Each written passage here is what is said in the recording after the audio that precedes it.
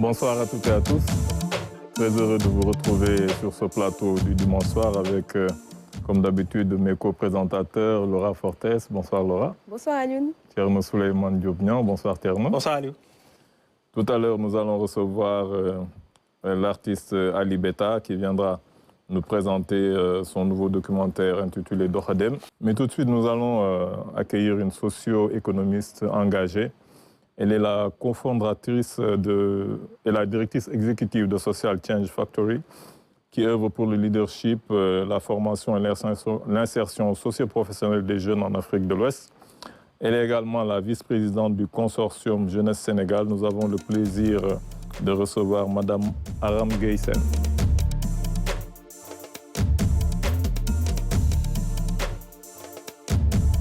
Bonsoir Madame Gueye. Bonsoir.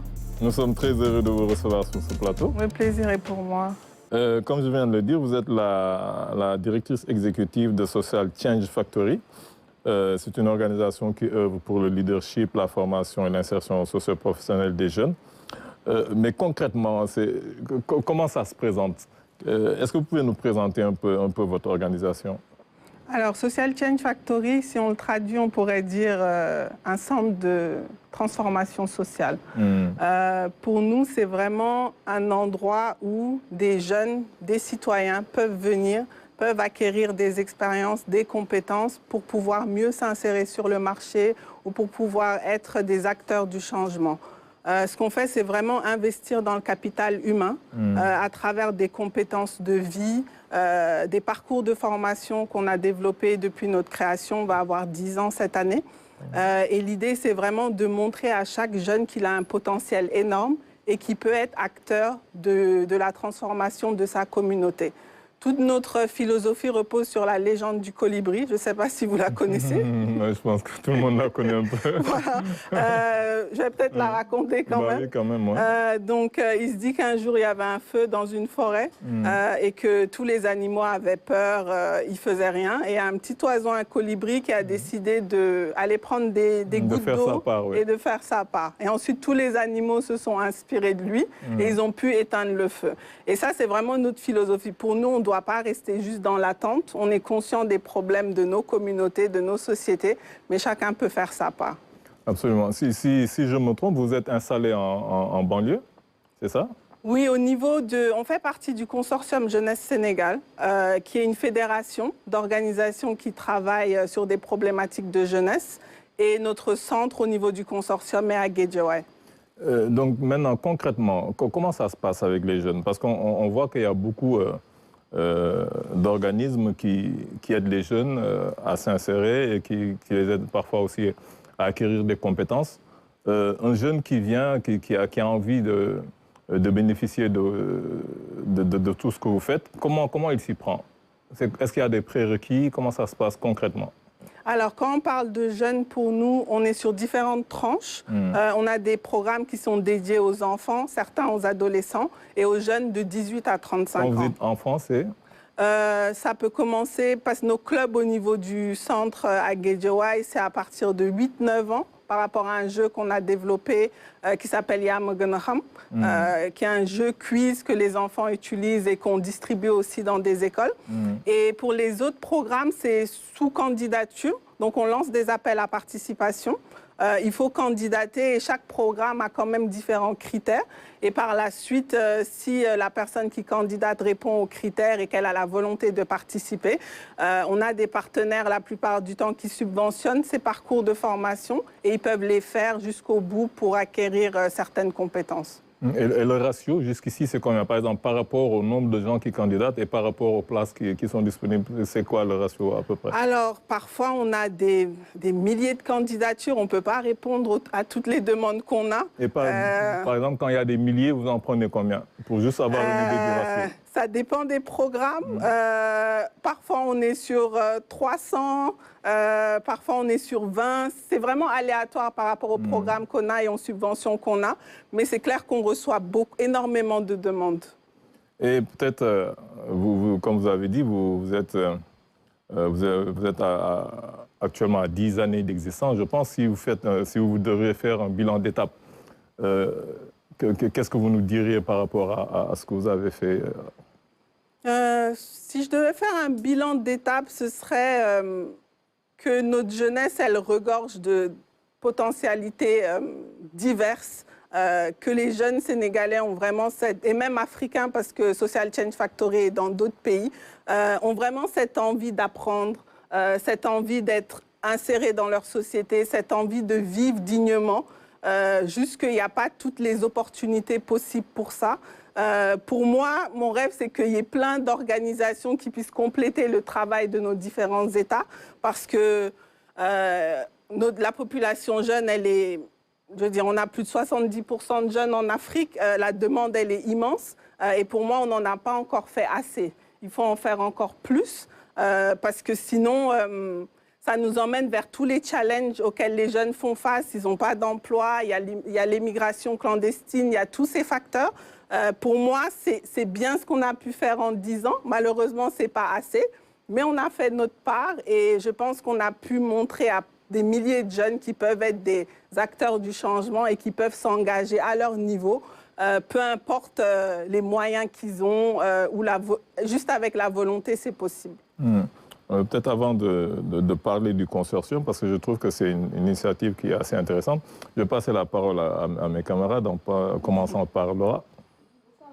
Bonsoir. Merci et félicitations pour les 10 années d'existence, hein, parce que c'est pas rien non plus. Merci beaucoup. C'est vrai qu'on a eu l'occasion de parler un peu du consortium, du fait que vous soyez aussi organisé entre différentes organisations pour pouvoir en fait peut-être mutualiser un peu vos forces et aussi et développer des projets en commun.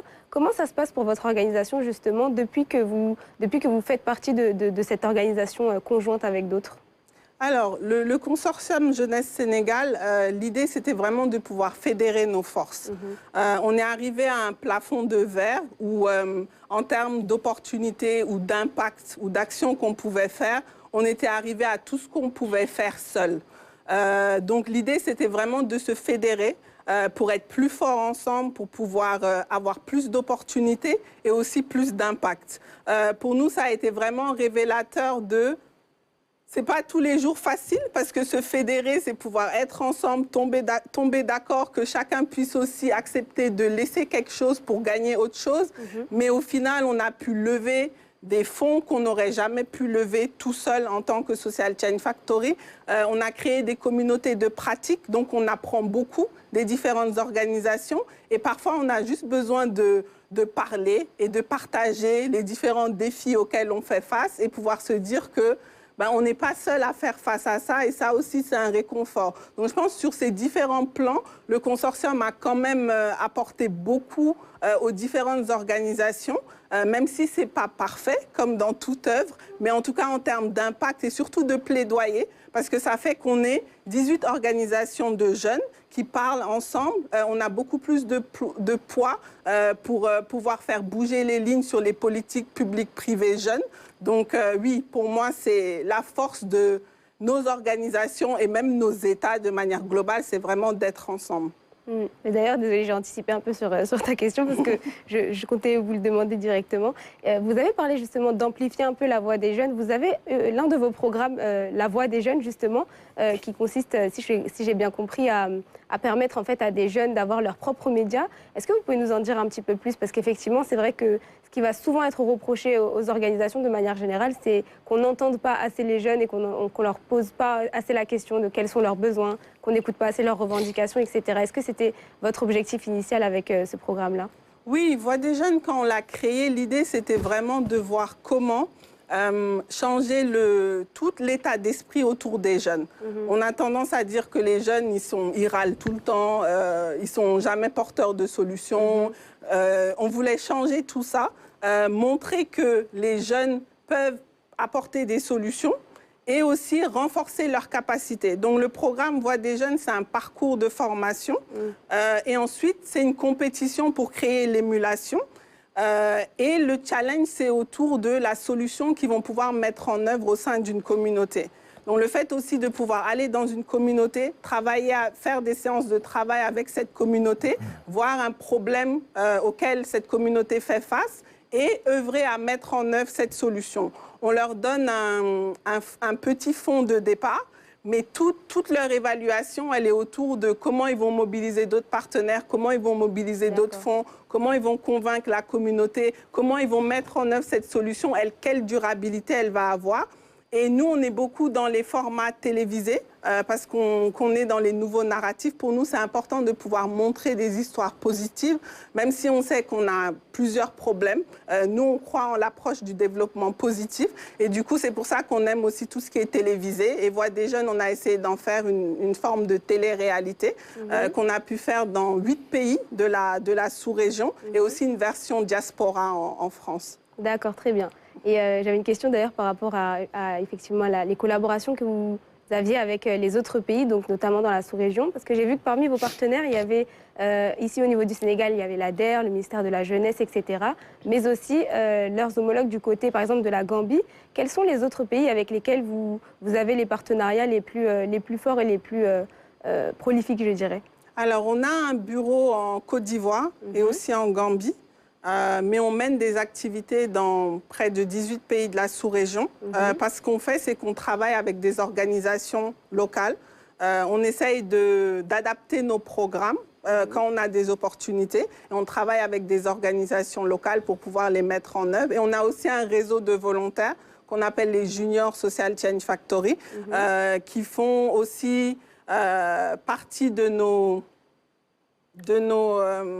on va dire, de ceux qui mettent en œuvre nos programmes sur le terrain, mais qui font partie aussi de SF parce qu'ils font un parcours de formation d'abord. Et après, ils mobilisent leur communauté pour qu'on puisse mettre en œuvre des activités. D'accord, merci. Merci. Tierno. Bonsoir. Bonsoir. Alors moi, je suis très heureux de recevoir Aram dans cette émission-là. Et je disais qu'au sein de cette organisation, moi, je l'appelais toujours le moteur tranquille. Elle travaillait beaucoup en silence, elle ne faisait pas beaucoup de bruit. Et beaucoup d'hommes ne travaillaient pas d'ailleurs. C'est elle qui faisait beaucoup plus de travail, en fait. Alors, mais au-delà de ça, je pense que... Et c'est d'ailleurs, bon, j'ai insisté parce que c'est la première question que je veux te poser. Aujourd'hui, on a une élection, on a un nouveau président. Est-ce que c'est la fin de tous les calvaires au Sénégal ? Est-ce qu'aujourd'hui, le président qui est élu, qui est installé, le gouvernement qui est installé, d'ailleurs avec des profils intéressants, quelles sont tes attentes aujourd'hui en tant que femme aussi? Parce qu'il faut aussi dire qu'on aurait voulu avoir plus de représentativité des femmes dans ce gouvernement-là. Quelles sont un peu tes attentes par rapport à ce qui va se passer, les orientations de ce magistère? Pour moi, déjà, il y a eu une grande émulation autour de ces élections. Et je pense un soulagement parce qu'elles se sont tenues dans la paix. Que ça s'est très bien déroulé, qu'il n'y a pas eu d'incident. Donc pour moi, on a eu, en tout cas moi personnellement, j'ai eu aussi une euphorie parce que c'était vraiment un soulagement après tous ces mois de travail, comme tu dis, au sein de Arsugno Élections. Parce que à mon bureau, ils ne me voyaient plus parce que tout le focus était dans ça. Après, il y a eu un petit désenchantement. J'avoue que quand la liste des ministres est sortie, 1, 2, 3, 4, c'était vraiment, voilà, c'était la douche froide. Ça vous restait en travers de la gorge. Oui, voilà. Pour moi, la rupture, elle était aussi à ce niveau-là, d'avoir plus de femmes. Les femmes sont tout aussi compétentes que les hommes. Mais par rapport à ta question sur le fait que tous les problèmes des Sénégalais et des jeunes seront résolus. Non, pas du tout. Il faut du temps pour ça.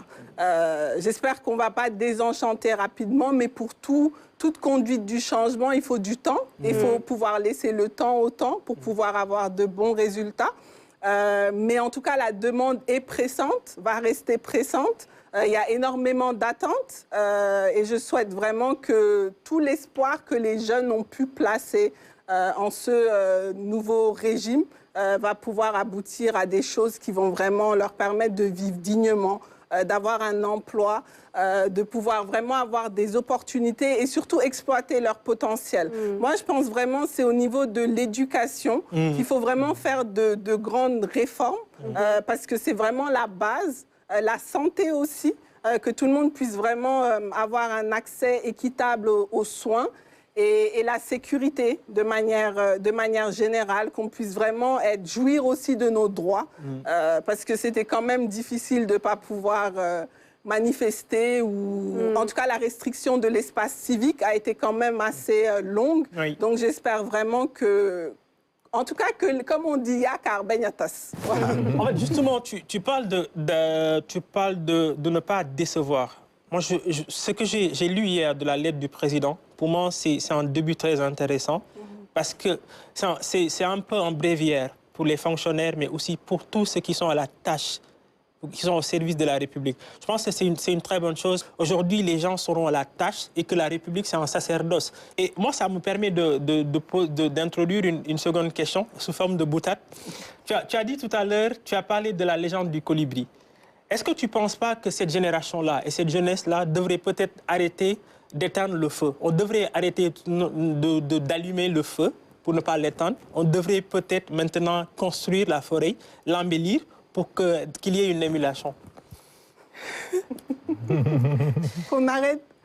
Déjà, tu as dit que la jeunesse allume le feu. Non, tu as dit tout à l'heure que tu as donné un peu la métaphore du colibri. Qui dans sa dimension... Ce qu'elle veut dire, c'est que peut-être la jeunesse n'est pas responsable du feu. Oui, quoi. Oui, absolument pas. Elle n'est pas responsable du feu, je suis d'accord. Mais même si aussi, il faut condamner certaines postures ou certaines attitudes parfois qui n'ont pas été des attitudes très reluisantes. Ça, c'est la vérité. Si aussi on est dans une nouvelle dynamique, il faudrait qu'on se regarde. Parce que pour moi, ce n'est pas un président élu ou un régime qui va résoudre tous les problèmes. C'est une dynamique, n'est-ce pas? C'est une tâche commune, c'est un élan collectif qui va un peu changer les choses, comme ce qu'on a fait sur nos élections. C'est un peu dans ce sens-là, en fait. Est-ce qu'on ne va pas abandonner l'attitude passive d'éteindre le feu? D'aller à l'après, on a éteint le feu, et qu'est-ce qui... D'être proactif. Oui, qu'est-ce qui vient par la suite? Oui, je pense que c'est essentiel, mais comme j'ai l'habitude de dire, pour moi, on ne peut pas demander à quelqu'un ses devoirs avant de lui donner ses droits.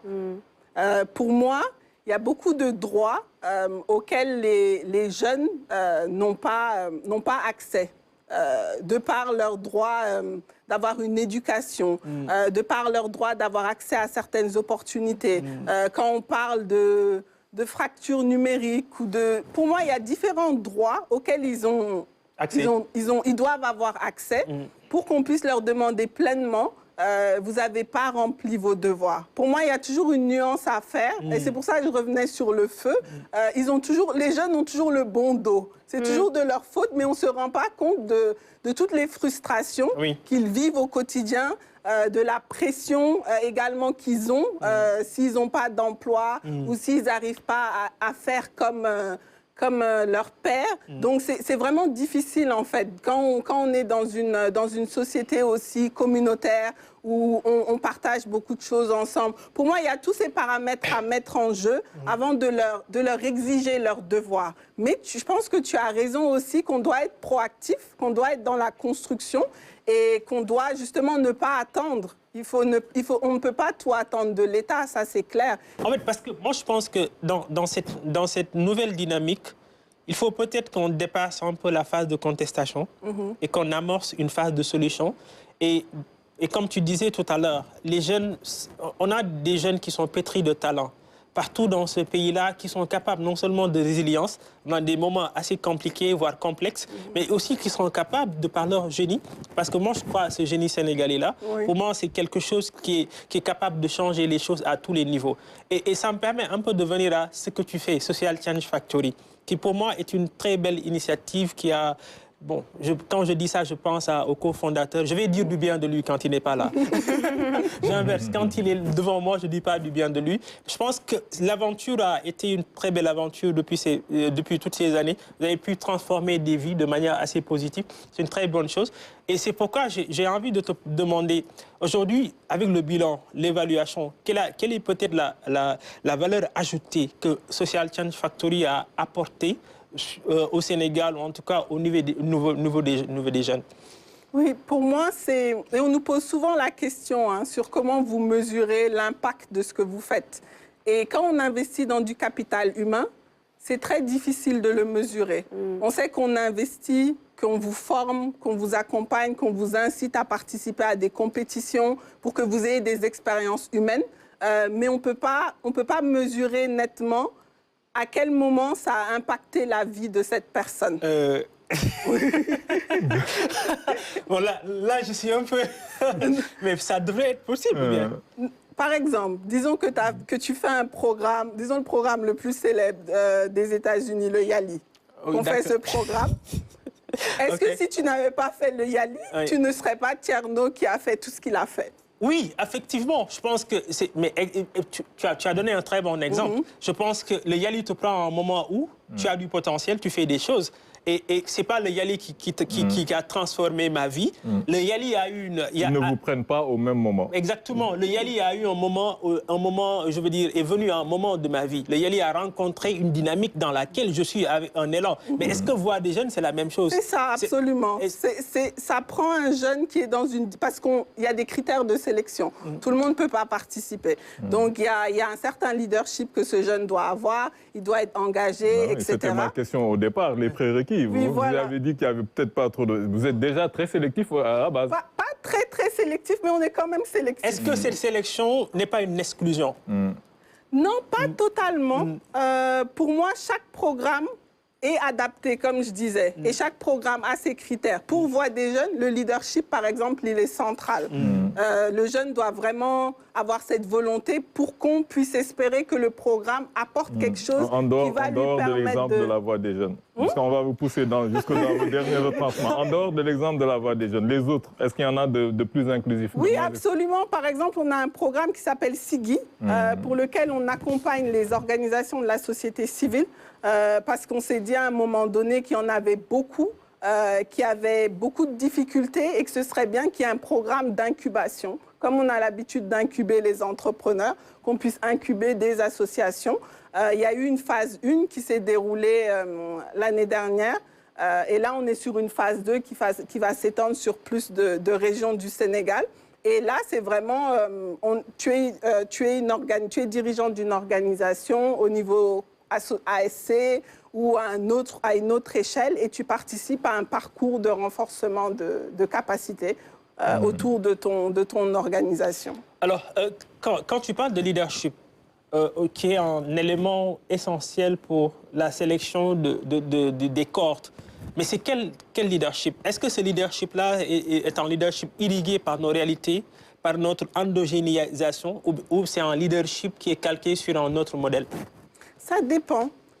Parce que les équipes sont parfois mixtes. On a des jeunes qui sont dans les universités et d'autres qui sont au sein de leur communauté. Donc pour chacun, on essaye d'adapter...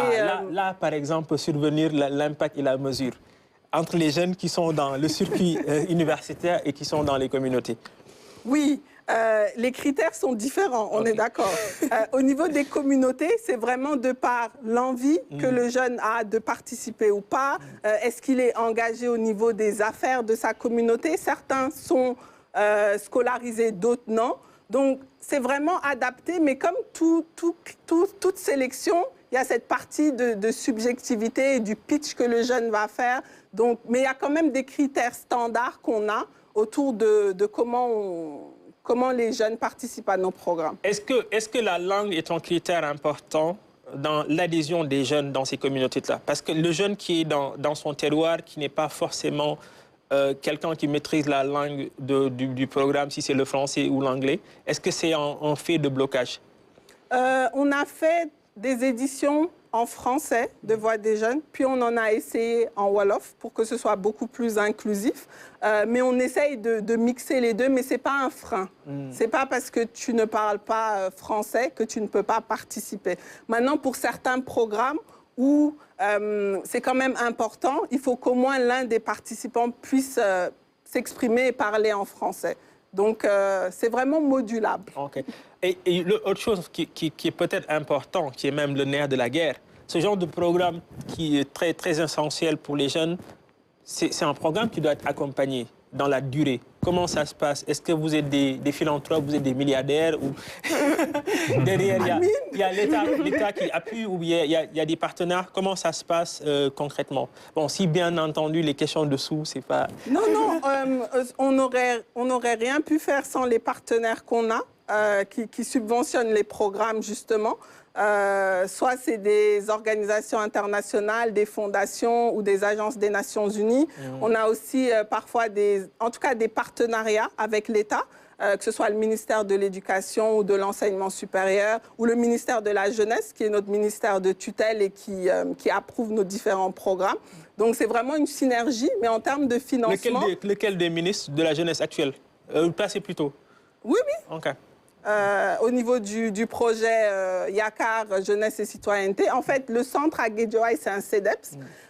Et c'est le ministère qui nous a autorisés à venir nous installer là-bas et de pouvoir gérer l'animation du centre. Ah ben c'est une bonne chose, parce que je pensais que le ministère de la Jeunesse, le ministre de la Jeunesse sortant ne comprenait pas trop les questions de jeunes. Bon, mais bon, ce que je veux dire en fait, est-ce que les organisations internationales vous financent, si les financements que vous recevez de ces entités-là sont assujettis à des critères ou derrière il y a des exigences venant de ces, ou c'est vous-même qui avez la direction, le guidon et qui vous choisissez les programmes, etc., en toute autonomie de gestion? Alors, l'autonomie n'est pas à 100%, mais ce sont nos programmes. C'est nous Quelle est la nuance dans ce manque d'autonomie? Ça veut dire, par exemple, vous décidez de faire Voix des jeunes, mais l'une des thématiques dans lesquelles les jeunes vont devoir trouver une solution sera la santé. Donc le programme, c'est notre programme, mais le partenaire choisit une des thématiques. Mais à la base, c'est vraiment nos programmes qu'on crée et par la suite qu'on essaye de vendre, on va dire. Et on voit ensuite avec les partenaires comment ça entre aussi dans leur stratégie. Parce qu'eux aussi, ils ont leurs propres orientations. Et on essaye d'adapter jusqu'à trouver le meilleur juste milieu. Mais l'idéal, ce serait d'être autonome parce que c'est quand même fatigant de courir derrière des subventions pour pouvoir mettre en œuvre ces projets. Et le rêve, ce serait que ce soit porté par l'État, tous ces programmes. Et on a certains partenariats, surtout au niveau de l'éducation populaire avec le ministère de la Jeunesse, où on va faire un travail avec eux autour de ça. Donc, ouais. Super. Peut-être pour terminer un peu avec ça, c'est vrai que, comme vous dites, c'est difficile de faire peut-être des évaluations. C'est difficile, peut-être que ça peut ne pas être trop difficile quand même. Mais est-ce que vous avez je sais pas, des storytelling, des histoires, des success stories à nous conter, quelqu'un que voilà. Oui, non, je ne dis pas que c'est difficile. Je dis que la mesure est compliquée. C'est-à-dire, quand tu sors du programme, peut-être que tu ne vas rien faire pendant 1 an d'extraordinaire. Mais une success story, par exemple, nous dire, il y a telle personne, il y a tel groupe, vraiment qui... Oui, absolument. Par exemple, on a beaucoup de success stories. En Gambie, par exemple, il y a tout un village dans lequel les jeunes ont pu mettre des latrines, apporter l'électricité. Ils ont réduit l'exode rural dans tout ce village. Donc, c'est tout un village qui a été impacté. On a aussi, au niveau de la Côte d'Ivoire, des jeunes filles qui ont pu retrouver l'école parce qu'elles ont un moment quitté l'école à cause de grossesse ou de maladie. Donc, il y a eu tout un accompagnement pour une école, on va dire, de transit où elles ont pu passer pour ensuite aller se retrouver l'école classique. Aussi dans d'autres pays comme le Niger ou le Tchad, il y a eu vraiment des sensibilisations autour de mariage précoce ou de mariage... Ils n'aiment pas qu'on dise forcé, mais mariage arrangé, on va dire. Donc, il y a plein de solutions au niveau communautaire qui ont pu être mises en œuvre par les jeunes et les communautés. Et aussi, on a des success stories au niveau même de participants qui ont fait nos programmes et ensuite qui ont intégré Social Change Factory, qui ont participé au fait que Social Change Factory aujourd'hui a 10 ans. Et il y a aussi toutes ces émissions qu'on a pu produire, comme on dit, quand tu réfléchis à tout ça, il y a plein de choses qui viennent, mais on a vécu plein de belles expériences. On a pu organiser un événement à la Banque africaine du développement. On est la première organisation qui a pu faire un événement régional dédié aux jeunes au niveau de la BAD. Donc, oui, je pense qu'il y a de belles histoires autour de ces 10 ans. De belles histoires pour vous aussi, hein. Plus pour vous que peut-être pour les jeunes, les histoires, mais bon. C'est vrai que... Si, pour les jeunes, absolument. On a touché près de 150 000 jeunes, tous pays confondus, à travers nos programmes. Donc, oui. Vous pouvez en être fier, c'est vrai. Donc, je ne sais pas si vous avez un dernier mot. Pas spécifiquement, juste vous remercier de l'invitation. Et j'espère qu'il y aura d'autres lucarnes pour montrer le travail qu'on va entamer, notamment avec le consortium Jeunesse Sénégal. On va implanter d'autres centres dans 5 régions et on va accompagner 300 organisations de la société civile par rapport à un agenda jeunesse et tout le travail qu'on va faire sur l'éducation populaire. Permettre en tout cas à des jeunes qui n'ont pas eu accès à l'éducation pour qu'ils aient des compétences qu'on va pouvoir définir pour qu'ils puissent lire, écrire et avoir certaines bases essentielles. Absolument. En tout cas, nous avons été très heureux de vous recevoir sur ce plateau, Madame Sen. Merci. Je rappelle que vous êtes la directrice exécutive de Social Change Factory ainsi que la vice-présidente du consortium Jeunesse Sénégal. Nous vous souhaitons une bonne continuation. Merci beaucoup. Nous allons poursuivre avec la seconde partie de cette émission en recevant un artiste sénégalais talentueux et polyvalent. Il est entre autres auteur, compositeur, interprète, écrivain, metteur en scène et réalisateur.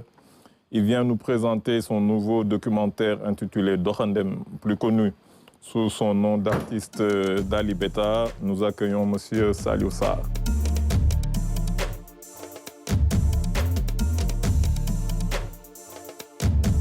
Bonsoir Ali Beta.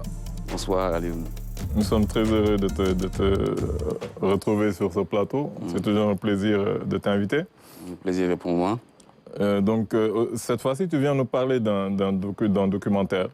Un documentaire qui s'appelle Dokhandem, que tu as réalisé, qui vient de sortir, qui est sorti récemment en février. Tout à fait. Je pense que c'est un documentaire on en avait un peu parlé, qui te tenait à cœur vraiment. Tout à fait. Tu as pris beaucoup de temps à le réaliser, à travers beaucoup d'étapes, beaucoup de voyages. Tout à fait. Ça parle de quoi exactement? Quel est vraiment l'esprit de ce documentaire? Merci beaucoup. Donc ce documentaire, c'est le récit d'un retour, le retour de Mamadou Dia, un migrant qui est parti en Espagne après 8 années de clandestinité. Il a écrit un bouquin qui s'appelle 3052, dans lequel il raconte son périple, le voyage, l'arrivée, et dans lequel il dit que l'Europe n'est pas l'Eldorado. Et avec ce bouquin, il décide de rentrer dans son village, Gandiol. Il rentre à Gandiol, il se marie avec une Espagnole qui, elle, était déjà au Sénégal. Ah oui. Voilà, elle aussi, c'est une migrante, donc Laura, qui vivait au Sénégal, que j'ai connue il y a longtemps, mais qui a décidé de rester pour travailler et trouver sens. Donc ensemble, ils se marient, ils s'installent à Gandiol et ils commencent à construire leur utopie. Je l'appelle comme ça parce que c'est leur vision d'un village écologique, d'un engagement des jeunes. Que j'ai visité d'ailleurs. Exactement. Donc l'association Khakhatay de Gandiol, ils font de belles choses là-bas. Et de leur mère, donc la maman de Mamadou, qui les accompagne.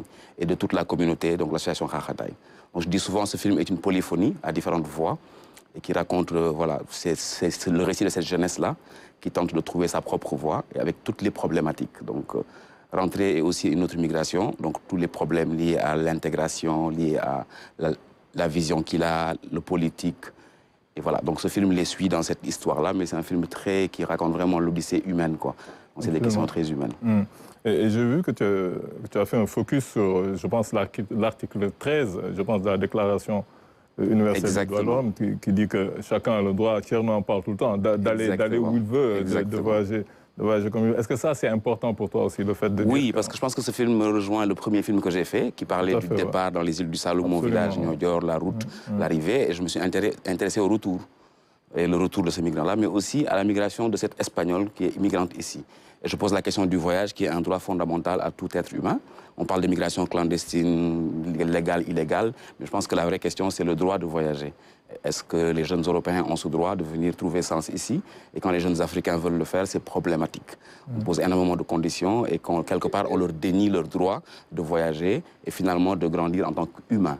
Parce que finalement, cette terre nous appartient tous. Absolument. Et on a vu qu'il y a beaucoup de programmes comme ça, de gens qui reviennent et qui, comme tu l'as dit, essaient d'expliquer que ce n'est pas l'Eldorado là-bas. Mais est-ce que ça marche? Parce que les jeunes, en général, ils vous disent tous, oui, vous le dites parce que vous êtes partis, mais laissez-nous partir et découvrir par nous-mêmes. C'est intéressant parce que le film ne dit pas ne partez pas. Le film dit tout le monde a le droit de voyager. Mamadou, dans son discours, il ne dit pas aux jeunes ne partez pas. Il dit on a le droit de voyager, mais prenez le temps de regarder ce qu'il y a autour de vous. Et de vous dire qu'il y a aussi des possibilités ici. Absolument. Et parfois, c'est un voyage initiatique qui fait qu'on a besoin d'aller très loin pour revenir très proche et trouver le trésor sous ses pieds. Et je pense que c'est un voyage qui est important et que tout le monde a le droit de le faire. Mais aussi, il est important de montrer aux jeunes les potentialités et les ressources de nos territoires, de nos terroirs. Et que parfois, ce qu'on va chercher très loin est souvent très proche. Absolument. Laura? Bonsoir Alibeta. Bonsoir. Très heureuse de partager encore une fois un plateau avec vous pour parler de Dorandem. Vous l'avez appelé d'ailleurs Dorandem, les chasseurs de rêves. Exactement. Est-ce que vous pouvez nous expliquer un peu pourquoi vous avez voulu donner aussi ce sous-titre un peu à ce film? Parce que effectivement, vous avez parlé des migrations dans les deux sens, comme on dit. Est-ce que vous pouvez nous raconter un petit peu, avant peut-être que je vous pose d'autres questions, pourquoi vous avez voulu appeler ça aussi les chasseurs de rêves? Oui, c'est important cette notion de rêve, parce que moi je pense qu'une société qui ne rêve plus est une société morte. Donc si on perd nos rêves, ça veut dire que quelque part on est figé, quoi. Et on a besoin de rêver, et pas seulement de rêver, mais de s'atteler à construire nos rêves. Donc je pense que ces trois personnages-là, et le quatrième qui est un fou, troubadour, avec des haut-parleurs, qui représente la communauté, ils rêvent tous, mais ils ne rêvent pas seulement, ils œuvrent à construire leurs rêves. Et quelque part, on enlève à cette jeunesse qui veut voyager une partie de leurs rêves.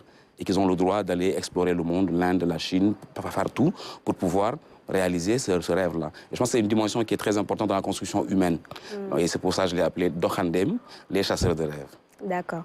Effectivement, vous avez voulu donner, comme vous l'avez dit, la parole à un jeune qui revient dans ce film-là, film documentaire, du coup c'est vraiment sa vie. Moi, ce qui m'a intéressé aussi, c'est un peu le choix de vouloir un petit peu mettre la lumière sur l'engagement communautaire qu'on peut avoir quand on rentre aussi. Comment est-ce qu'on se rend utile aux autres autour de nous, et comment est-ce qu'on peut aussi justement aller chercher des combats qu'on peut aller mener en dehors de la ville, en dehors de forcément toujours les mêmes endroits, les capitales, etc. Exact. C'est la partie un peu que j'ai trouvée assez intéressante. Comment est-ce que vous avez réussi, en fait, avec justement les acteurs, enfin les protagonistes, hein, c'est leur vraie vie, comme on le disait, pour pouvoir un petit peu mettre en valeur cette partie-là de leur engagement, sans pour autant, comme vous l'avez dit, dire à tout le monde de faire comme eux, etc. Oui, effectivement. Je pense que l'intention du film, ce n'était pas de donner des leçons, mais plutôt d'offrir un regard. Donc ces gens-là, avant tout, ce sont mes amis. Laura, c'est mon ami, j'ai rencontré Mamadou, et on se retrouve sur énormément de choses, surtout sur nos engagements pour nos terroirs. Moi, je viens des îles du Saloum, ils viennent de Gandiol, on tente chacun de son côté de faire les choses.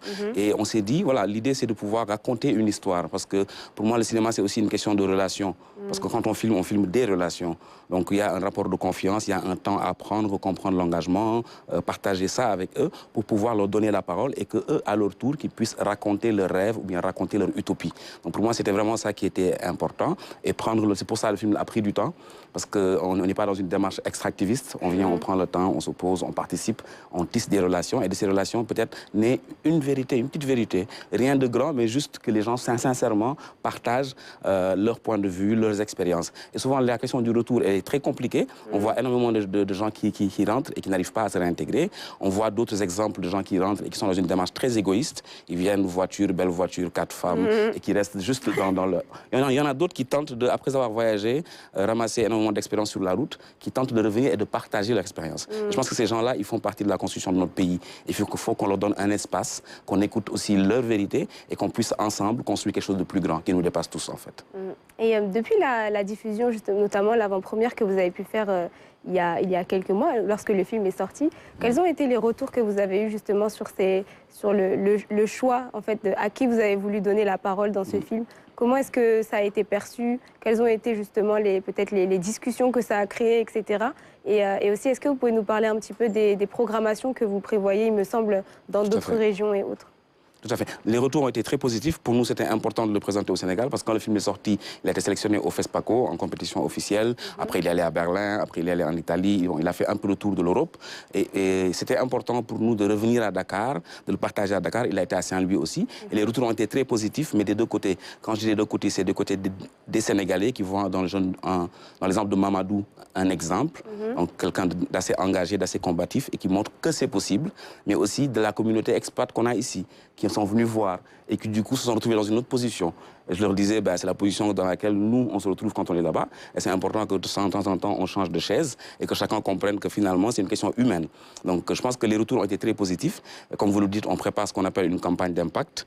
Donc là, on va faire le tour un peu du Sine Saloum, de Saint-Louis, de l'Axe Nord, pour un ensemble de projections, débats. Mais pas seulement parce qu'on a une boîte à outils qu'on a préparée, des ateliers, des workshops qui permettront de parler du voyage, pas de l'immigration clandestine, mais du voyage. Et le voyage, c'est peut-être aller à Koulikoro. Le voyage, ce n'est pas juste aller en Espagne ou ailleurs. Le voyage, c'est aller aussi au Mali, en Mauritanie, se déplacer, ce mouvement-là. Parce que fondamentalement, nous sommes convaincus que la vie est mouvement. Et donc, dans ce mouvement-là, l'humain se construit et que finalement, c'est une aventure humaine. Donc, c'est ce que nous prévoyons et je pense que dans les mois à venir, nous déclinerons le programme. Inch'Allah. Merci. Avant de passer la parole à Thierno, on va voir un peu la bande-annonce du documentaire avec Khady dès que c'est prêt. Yes. dama yaakaar ni ñëpp dañu am droit tukki et puis ñëpp dañu war tukki donc boobu tamit problème boobu noonu suñu problème autorité yi la. Frente a esa injusticia que lo único que te sale es ir a plantarle cara y decir hasta aquí, pues mi madre, no, tiene que negociar, no, tiene que negociar. Wala déet yow la wax. Ah man waxuma dara. Am nga loo war a wax kay. Non, est-ce que xam na moom mère. Est-ce que xam na lu muy def. Xamu ko di.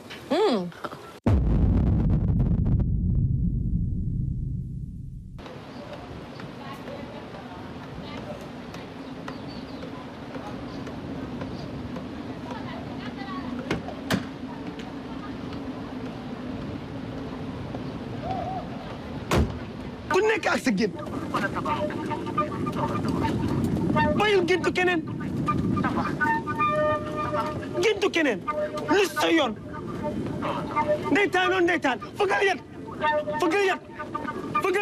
ku nekk ak sa gént.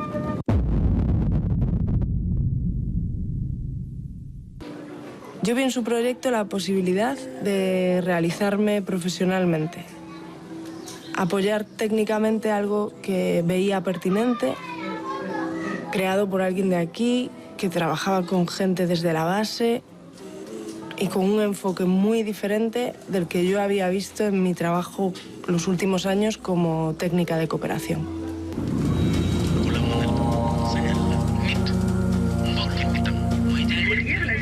Le racisme systémique et les pratiques policières discriminatoires d'aujourd'hui se cachent l'incapacité à reconnaître et à affronter l'héritage de la traite des esclaves et du colonialisme. Nous devons mieux comprendre l'étendue de la discrimination systémique. Attention, il ne s'agit pas d'argent qui pourrait réparer un crime. Il ne s'agit pas de réparer un crime, mais de réparer les conséquences d'un crime.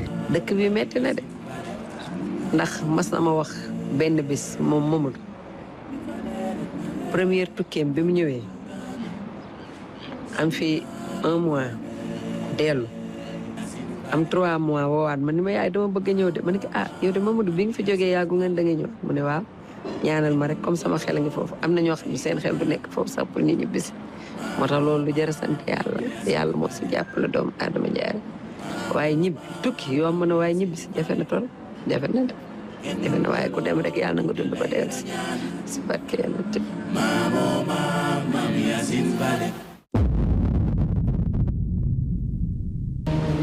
naan su ma yeggalee mais doo ma sa yeggale di seet te xamoo li ngay seet lu mu doon. Très belle bande-annonce, vraiment ça a l'air. C'est un documentaire très intéressant. Thierno? Alors, bonsoir. Bonsoir.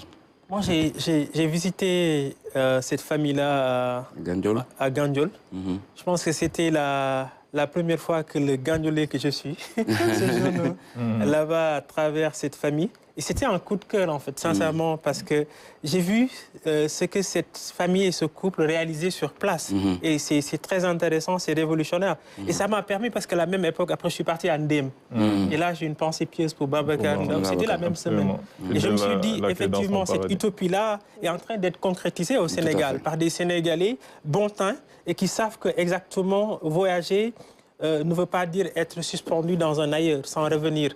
Et ce retour-là, pour moi, il est concret, il a été concrétisé par des projets que ce couple a mis en exergue, a mis en œuvre, et c'est ça. Je pense que le film aussi, il est très intéressant. Il a parlé un peu des images, mais pour moi, ce qui est intéressant, c'est surtout que le cinéma est un canal de déconstruction du narratif. Ce narratif-là autour de la migration qui nous vient parfois de l'Occident, pensant que tel est migrant, tel ne l'est pas, tel un expatrié. Nous n'avons pas notre mot à dire par rapport à comment il détermine un peu le sens des mots. Et je pense que ça, c'est une violence que nous subissons. C'est une violence que les Occidentaux braquent sur les Africains parce que, comme il a dit tout à l'heure, pour moi, le droit de voyage ne doit pas être un droit à géométrie variable. Il ne doit pas avoir certains qui peuvent quitter leur zone, leur région pour venir en Afrique, rester des années sans visa. Nos frontières sont poreuses et parfois on sait que ils ne viennent pas uniquement avec toutes les bonnes intentions. La mondialisation, c'est quelque chose de très ancien. Les gens ont voyagé de tout temps et de toujours. Et ça a permis non seulement de créer des interactions, de partager de la technologie, le développement, le progrès, etc., etc. Il y a quelques jours, j'étais en train d'étudier les nouvelles transsahariennes. Il y a 8 transsahariennes qui vont se passer dans toute l'Afrique, qui va permettre de connecter tous les pays africains, de Dakar à N'Djamena, du Caire à Dakar, etc. Et ce genre de dynamique, c'est intéressant. Je pense que ce film-là va dans ce sens-là. Donc, sincèrement, c'est une très bonne chose. Je pense qu'il faut parler, dénoncer.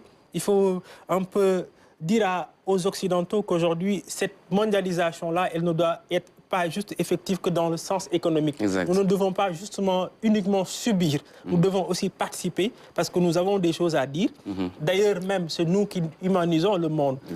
Quand on est sorti quand on était dans le Covid, c'est nous qui étions inquiets pour l'Occident. Ce n'était pas le contraire. Donc, félicitations pour ce film-là. Peut-être moi, ma question, c'est par rapport au choix. Pourquoi avoir choisi le cinéma pour dénoncer ou faire passer un message? Est-ce que c'était un choix du cœur ou est-ce que c'était délibéré? Exactement. Merci beaucoup pour la question et la réflexion. Je pense qu'elle est très pertinente dans le sens où moi, je travaille sur la notion des imaginaires. Donc, j'ai fondé ce centre à Ouakam qui s'appelle le Laboratoire des Imaginaires. Et mon travail sur la migration ne commence pas maintenant. Il a commencé pour un premier film, c'est la suite. Et j'ai interrogé les imaginaires du voyage. Et en interrogeant les imaginaires du voyage, je me rends compte que depuis l'humanité, c'est ce qui a construit l'humanité. Moi, mon peuple sérère a migré de Gabou Kansala jusqu'au Sine, donc ailleurs et ailleurs. Et je pense que c'était important. Le cinéma est un outil de reconstruction du regard. Pour moi, le regard que l'Africain lui-même doit être reconstruit. Parce que si on interroge les archives, les premiers films qui ont été faits sur l'Afrique ont été faits par d'autres sur l'Afrique. Donc on a grandi en incorporant ces images-là de l'autre, le regard de l'autre sur nous-mêmes. Donc à un moment donné, se réapproprier la parole, le narratif, c'est aussi se réapproprier son propre regard. Donc c'est arriver à produire un film, un regard juste, honnête, sincère sur nous-mêmes. Donc la démarche du film, elle était très militante. Donc j'ai travaillé avec une équipe 100% sénégalaise, une production sénégalaise. On s'est battu, on a refusé des choses parce qu'on voudrait maîtriser ce qu'on a envie de dire sur cette famille-là, parce qu'il y a une question de dignité et d'honneur aussi. Et on avait envie de raconter cette histoire sans la magnifier comme si c'est le paradis. C'est pas le paradis, il y a aussi ses contradictions et ses problèmes. Mais en tout cas, de poser un regard honnête et juste. Et aujourd'hui, pour moi, la mission, ce n'est même pas de montrer à l'Europe que... Non, moi, je ne suis plus là-bas. La mission, c'est de montrer à nous-mêmes que... D'abord, parce que si on change notre rapport avec nous-mêmes, nous changeons le rapport avec qui que ce soit l'Europe, que ce soit... Et puis, pour réinverser les choses, c'est de dire qu'il y en a qui quittent ici, qui vont chercher du matériel en Europe. Il y en a qui quittent l'Europe, qui viennent chercher du sens. Et c'est important, entre le matériel et l'immatériel. Qu'est-ce qui est le plus important? Donc, énormément de gens viennent ici avec des 4x4, avec des salaires grands, mais qui sont vides intérieurement, qui cherchent du sens. Et ça, on n'en parle pas assez. Et ils viennent comme des dominants, mais en réalité, c'est eux les dominés. Donc, cette prise de conscience-là, et ça, c'est vis-à-vis de la jeunesse sénégalaise, de dire, en réalité, c'est vous-même, vous avez tout ce qu'il faut. La richesse, elle est en vous. Donc, ne soyez pas dupes. Il ne faut pas que les choses extérieures vous dupent et que vous repreniez conscience que finalement, l'héritage de l'Afrique, le patrimoine de l'Afrique, tout ce qu'on a, il est là. Et c'est un contenant, quand tu vas en Europe, moi souvent je dis c'est un contenant sans contenu. Quand tu viens ici, il y a un nombre de contenu, mais le contenant reste à fixer. Mais je pense que le plus important, c'est la matière qui est là, l'héritage spirituel, les connaissances, les savoirs. C'est ça qui est là. Et qu'aujourd'hui, cette utopie que l'on construit, ça tombe bien, on a un nouveau régime. C'est lancer un clin d'œil et dire qu'il y en a déjà des gens qui ont déjà commencé à travailler. Pas juste des idées, mais qui ont déjà commencé à construire. Et peut-être qu'il serait temps qu'on tourne le regard vers l'intérieur, vers Ndem, vers Gandiol, vers d'autres localités, pour voir des modèles de ce que peut devenir notre société. Et infini, c'est pour dire réinventer la relation à soi, c'est réinventer la relation à l'autre. On a besoin de réinventer la relation à l'autre, parce que toute l'histoire du colonialisme, de l'esclavage, aujourd'hui nous sommes les héritiers de toute cette histoire-là. Qu'est-ce qu'on en fait? On a besoin de réinterroger ça, de parler de réparation, de parler... Donc, ce film se passe entre le Sénégal et l'Espagne, parce qu'on a été en Espagne pour retracer les routes de la migration, pour aussi voir la famille de Laura et pour interroger ce rapport que nous avons avec l'Europe. Et souvent, nous sommes dans un rapport très maladif, quoi. Nous sommes dans un rapport où nous-mêmes, on se définit en moins, où nous-mêmes, on a besoin de justifier, de prouver. Moi, quelque part, j'ai été là-bas, hein, je l'assume, mais quelque part, depuis quelques années, j'ai quitté là-bas, quoi. C'est-à-dire, pour moi, c'est important de revenir vraiment dans ces ancrages, de se réapproprier son patrimoine et de regarder à l'intérieur. Donc, ce film est un manifeste pour toute une jeunesse que je connais, que je vois, qui œuvre dans les quartiers, sans tambour ni trompette, qui ne cherche pas de like ni de mais qui œuvrent pour faire du sens. C'est le travail que nous faisons à Ouakam, qu'eux, ils font à Gandiol, et qu'il y a énormément de jeunes dans ce Sénégal-là qui le font. Et je dirais au président Bassirou Diomaye Faye de retourner le regard vers ces jeunes-là. On ne peut pas construire un pays sur juste de l'injonction ou bien sur juste de la réaction. Réagir à réagir à réagir. À un moment donné, il faut agir. Donc le temps de la réaction est terminé, maintenant posons-nous et agissons. Et pour moi, pour terminer, c'est la culture.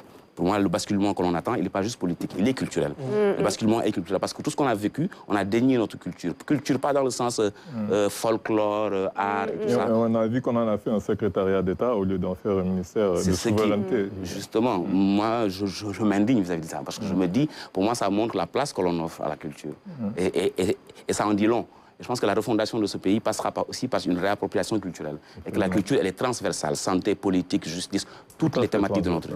Et que depuis Senghor, on va dire, hein, on n'a pas vraiment eu de politique culturelle ou un regard. Et ce travail de décolonisation et de construction, le basculement, on ne peut pas laisser juste aux politiques la direction historique de ce pays. Donc je pense que toutes les grandes révolutions, elles ont été faites aussi par des artistes, des ingénieurs, des philosophes, et qu'il faut que cette part de la société-là s'engage. Et nous demandons justement, nous lançons une pétition où nous demandons les assises de la culture, parce que nous pensons qu'il est nécessaire qu'on se repose pour voir tout le travail qui a été fait depuis les indépendances jusqu'à aujourd'hui sur la notion de culture. Quand je parle des programmes scolaires, quand je dis souvent qu'en Afrique, il n'y avait pas de prison, les gens me disent, mais il y a beaucoup de sociétés où il n'y avait pas de prison, comment est-ce qu'on gérait la justice alors? Il y avait d'autres mécanismes, d'autres savoirs. Et il est temps qu'on se réapproprie pour la plupart des temps. Les gens étaient bannis, c'était des prisons actuellement, on te bannit. On te bannit, mais on ne t'incarcère pas comme un animal qu'on ferme dans un truc avec des conditions. Donc ça veut dire que la refondation du projet de société aujourd'hui dans lequel nous sommes, et c'est un bon moment, parce que c'est une nouvelle génération, il est important qu'on revienne à notre héritage culturel.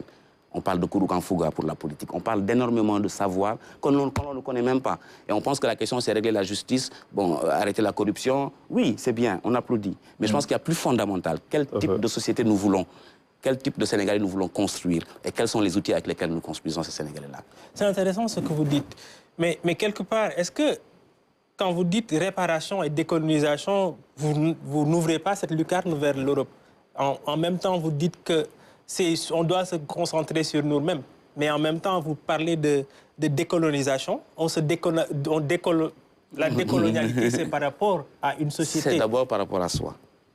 Oui, mais comment? Parce que on ne sait pas coloniser nous-mêmes. Oui, mais aujourd'hui, c'est se réapproprier. Oui. Tu sais, quand on est malade, on ne se bat pas pour chasser la maladie. On travaille à ramener la santé. Oui, je suis d'accord. Donc pour moi, ce que je dis, ce n'est pas contradictoire, c'est articulé. La relation à soi, d'abord, la relation à l'autre et la relation au monde. Les trois sont liés. Oui, mais quand vous parlez de réparation pécuniaire, j'imagine, c'est une lucarne vers cet Occident-là qui a été l'artisan de la colonisation. Tout à fait. Oui. Donc, en ce moment-là, comment on matérialise cette rupture-là, ce regard-là, ou en tout cas cette conversation de soi à soi? Est-ce qu'on s'isole avec nous-mêmes, avec notre société? Non. Tout est une question de temps. Pour moi, il y a des temps pour tout. Même quand on joue de la musique, il y a un temps pour le couplet. Je ne suis pas musicien, oui, je suis musicien. Et je parle donc en langage musicien. Un temps pour l'intro, un temps pour le couplet, un temps pour le refrain. Il y a des temps pour tout. Même pour réinventer la relation avec l'autre, il faut d'abord réinventer la relation avec soi. Et c'est nécessaire. Maintenant, soi ne veut pas dire s'enfermer au monde. Non, l'Afrique n'a jamais été enfermée au monde depuis. Mais c'est parce qu'on s'ouvre à l'autre. Donc à un moment donné, il est important qu'on fixe d'abord nos priorités à nous, qu'on règle les questions qui sont importantes pour nous. Une fois que c'est fait, Notre dialogue avec l'autre, il est clair. On sait qu'est-ce qu'on va demander. Et la réparation, c'est une question qui vient après la restitution. On nous parle de restitution, oui. Tout ça, c'est une forme d'un travail symbolique sur la mémoire. Mais pour la décolonialité, la décolonisation, je dis souvent, c'est une relation. C'est-à-dire chacun doit faire sa part. Il faut que l'Afrique fasse sa part et que l'Europe fasse sa part. Et là, on peut inventer quelque chose de nouveau. Mais on ne peut pas demander à l'Europe d'abord. Nous, on demande d'abord à nous-mêmes. Une fois qu'on commence notre travail... Mais qui demande à l'Europe? Est-ce que vous pensez que cette génération demande à l'Europe? Cette génération, oui, elle s'est démarquée de l'aventure occidentale. Elle n'est pas forcément dans un rapport de demande. On n'a même pas une sébile, on dit à l'Europe, etc. Tout le narratif est réinventé depuis quelques années. Je pense que c'est un processus qui n'est pas encore, encore abouti. Et je pense qu'effectivement, même si on ne demande pas à l'Europe, on a énormément de choses dans nos institutions, dans énormément de choses qui sont d'un héritage autre et qu'on n'a pas pris le temps de dépoussiérer, de revoir. Donc ça, même si ça parle de l'Europe, ça parle pas forcément à l'Europe d'abord. Donc je pense qu'il y a ce travail à refaire d'abord. Et pour ce faire, il faut revoir quoi. Pourquoi Monsieur le Président doit rester seulement en costume cravate alors qu'il y a les bosses sur le rabat? C'est des symboles. C'est des symboles assez forts qui donnent une direction et qui nous permettent de valoriser ce qu'on a. Et je suis d'accord avec cette génération est en transition, mais elle n'y est pas encore. Hein. Non plus. Il ne faut pas non plus qu'on hâte le pas et qu'on se dise non. Parce qu'il y a énormément de complexes qui sont encore là. Il y a énormément de réflexes qu'on a encore hérité de ce et qu'on n'a pas pris le temps nous-mêmes de nous décoloniser. Et ça, c'est notre responsabilité d'abord. Bon, je ne serai pas si actif ou si péremptoire. Je pense que moi, je suis pour le temps long. Parce que pour moi, les grandes civilisations se sont bâties à travers le temps. C'est un processus. Mais pour moi, beaucoup de pas ont été faits. Il y a de très bonnes choses qui ont été faites. Moi, je reste optimiste pour cette aventure sociale et humaine. Et encore une fois, je ne pense pas que nous sommes allés demander. C'est eux qui sont venus apporter cette violence. L'Occident a rencontré l'universel par la violence. Ce n'est pas notre faute. Nous les avons invités. Ils se sont accaparés de nos terres, de nos espaces, de nos symboles, etc. etc. Non, ils ont leur responsabilité, mais nous avons la nôtre aussi. Il faut qu'on l'assume aussi. Parce que dans la rencontre avec l'autre, on n'a pas demandé, mais on aurait pu faire différemment. Donc il y a eu des choses, des chantiers sur lesquels il faut qu'on reconnaisse que nous avons eu aussi une part d'ombre. Et je pense qu'il faut assez de courage pour reconnaître que dans cette rencontre, qui n'a pas été très féconde pour nous-mêmes, il y a une part que nous avons joué à notre propre asservissement. Pourquoi je relative ça? Parce que pour moi, l'Afrique et le continent africain est le point de départ de l'humanité. C'est la terre génésique. Et donc nous avons aussi donné aux autres, au reste du monde. Et certains, ces gens-là, nous sont revenus ici. Exactement. Je pense qu'il y a dans tout, il faut peut-être relativiser. Parce que même si quelqu'un vient avec une voiture, etc., ce n'est pas forcément souvent cet appareil ou ce matériel-là qui fait que la personne n'est pas vide. On est d'accord. On peut être du d'or avec du clinquant et être rempli de spiritualité, comme on peut être du d'or avec on peut être harnaché ou être de manière visible ou apparente quelqu'un de simple, alors qu'on est vide. Tout à fait, non, il n'y a pas de vérité. Moi, je ne prétends pas détenir la vérité, mais je dis que dans notre rapport à l'autre, nous avons aussi joué. En tout cas, le débat est ouvert et je pense que c'est très intéressant. Actuellement, vous avez parlé d'un peu faire une sensibilisation par rapport au film. Où est-ce qu'on peut le voir actuellement aujourd'hui, au moment où on parle? Oui, au moment où on parle, il était au cinéma Pathé pendant un temps. Il a arrêté là-bas. On prépare la campagne. Donc la campagne d'Amanara démarrera, je pense, dans le mois prochain. Et à ce moment-là, on pourra donner des dates dans le centre culturel sénégalais et puis dans le Sénégal. Quoi. En tout cas, ça a été un plaisir, comme d'habitude, de vous recevoir sur ce plateau. Merci beaucoup. Vraiment, nous vous souhaitons une bonne continuation. Remercie également mes co-présentateurs, Laura Fortes, Kierno Souleymane Diop-Niang. Remercier tous les techniciens de la RTS, remercier tous les téléspectateurs qui nous regardent tous les dimanches soirs. À dimanche prochain, Inch'Allah.